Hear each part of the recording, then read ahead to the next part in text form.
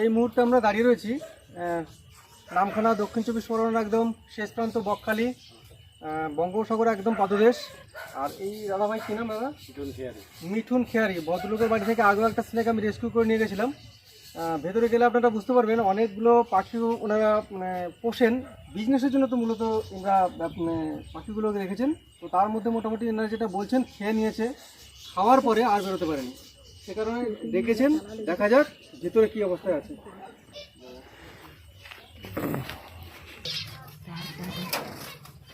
আচ্ছা, মাথার অনুযায়ী ফাঁস আছে দেখো।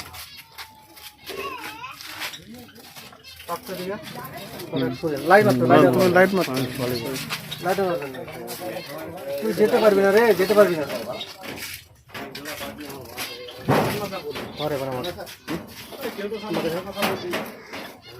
এটা কেউটে সাপ নয়, আগে যেটা ধরেছিলাম এটা কেউটে সাপ নয়, এটা একটা রেটেল স্নেক। মূলত এরা পরিবেশ বান্ধব, মূলত এরা সর্বদাই এরা চাষির বন্ধু।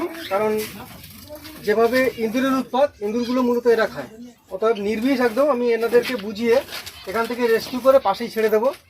আর আমি পার্থকে দেখাতে বলবো এখানে পাখিগুলো সুন্দর রয়েছে, একটা পাখির সমাহার, খুব খুব সুন্দর লাগছে। এইটা কি পাখি দাদা? এইটা কি পাখি? Love bird. এটাকে বলছে লাভ বার্ড, যদিও আমি চিনি না।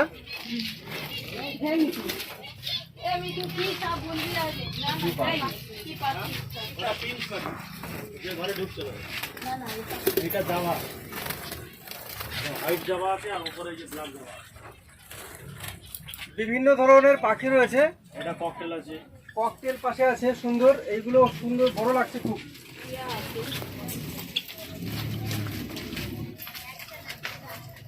পার্থ এটাকে একটু দেখাতে বলবো। এটা হচ্ছে কি জাভা? না এটা ককটেল। ককটেল। এটা লুটির। এটা কি এরকম হবে না একটু বড় হবে? না এর সাইজই। বাহ, সুন্দর একটা প্রয়াস।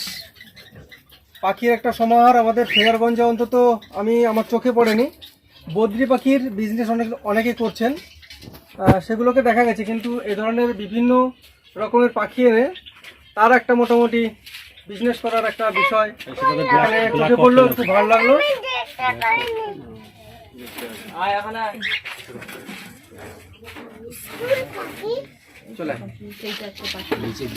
চলুন সেটাকে রেস্কিউ নিয়ে যাক। আচ্ছা এইটা কি? এইটা জাভা। এটা জাভা, এটাকে এরা বলছে হোয়াইট জাভা, একটা ব্ল্যাক জাভা, একটা দু রকমের কালার আছে আপনারা দেখতে পাচ্ছেন।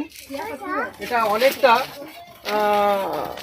সামনের দিকটা অনেকটাই যেটা ব্ল্যাক আছে, ব্ল্যাক জাভা শালিক পাখির মতো লাগছে, কিন্তু অ্যাকচুয়ালি শালিক পাখি নয়, এটা ব্ল্যাক জাভা বলছে। আর এটা হোয়াইট জাভা, তাই তো? হ্যালো।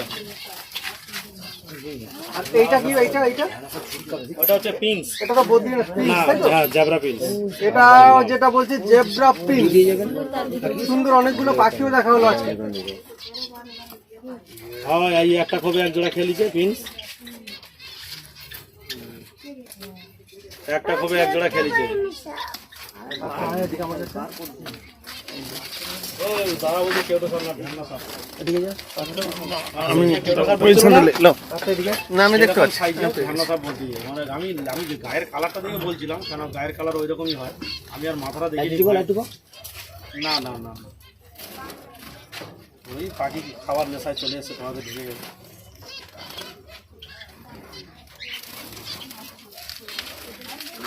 আচ্ছা রাখো তাহলে, হ্যাঁ পরে কথা বলছি।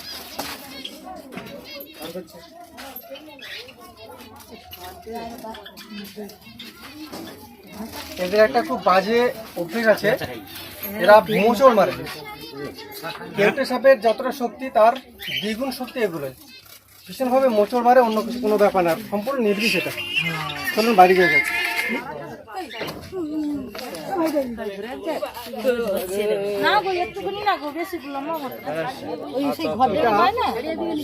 দাঁড়ার সাপ সম্পূর্ণ নির্বিষ, এতে কোনো বিষ নেই।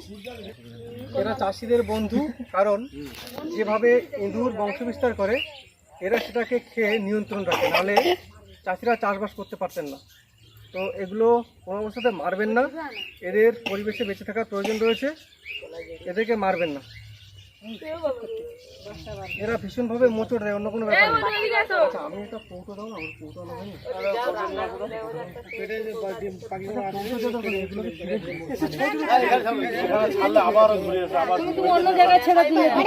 আচ্ছা ঠিক আছে, এটা যেহেতু এখানে পাখি আছে, এনারা ভয় পাচ্ছেন, আমি যাওয়ার সময় কোথাও গিয়ে একটা ছেড়ে যাবো একটু দূরে গিয়ে, কারণ এগুলো কাছাকাছি থাকার খুব প্রয়োজন রয়েছে।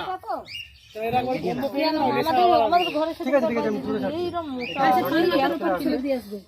আমি পার্থকে খুব কাছে থেকে দেখাতে বলবো। এইখানে দেখুন, এখানে কিন্তু ডিম আছে। পাখি খেয়েছে, পাখি ডিম নয়, পাখি খেয়েছে। দুটো পাখি খেয়েছে, দুটো পাখি আছে। হ্যাঁ দুটো আছে, দুটো পাখি খেয়েছে। আর এইটা যথেষ্ট সরু, তার কারণে ঢুকে গেছে। আর এটা দেখুন, এটা তার অপেক্ষায় অনেকটা মোটা, সে কারণে জালের ফাঁস দিয়ে আর বেরোতে পারেনি।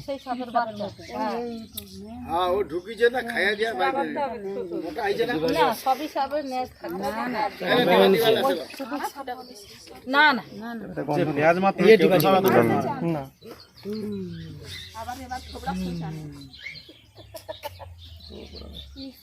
প্রচুর পেঁয়াজ মাছ, কেউ তো এত পেঁয়াজ মারা নাই। না, এরা এরকম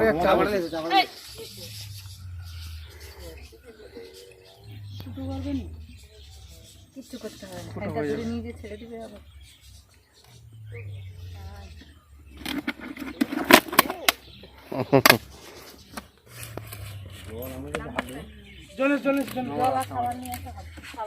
তো চলুন, সবাইকে ধন্যবাদ।